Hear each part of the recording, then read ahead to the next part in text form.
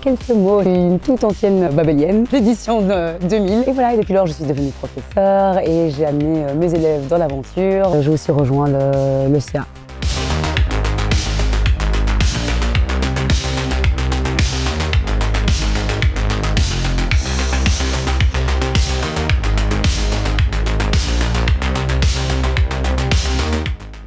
Moi, je l'ai adoré au niveau humain, c'était trop chouette, surtout quand t'as 15 ans. C'était un moment d'émancipation en tout cas. Et puis, ce qui était génial, c'était de voir plein d'autres jeunes, de plein d'ASBL différentes, d'autres milieux, d'autres origines, d'autres horizons.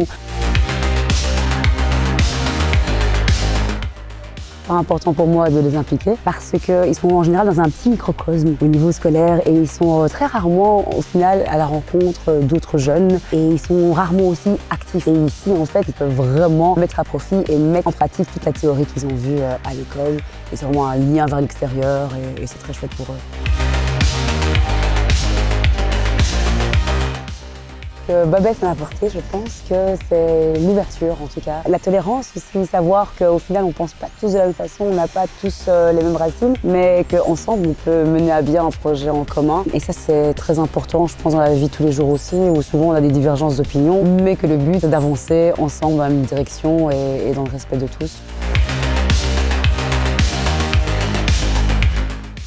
Heureusement, il y a des gens de l'intérieur comme Asia, comme Thierry qui sont là et qui, grâce à eux, en fait, c'est eux les moteurs. Parce qu'un projet comme ça fait 40 ans qu'il est là, mais il pourrait tout aussi bien disparaître. La Cocof ou autre décidait d'enlever tout leur soutien. Et ce projet disparaîtrait et ce serait vraiment très dommage pour la culture, pour la cohésion sociale. Ça va être la meilleure édition parce que justement, Babel et moi, on célèbre nos 40 ans. Donc ça va être une édition de malade.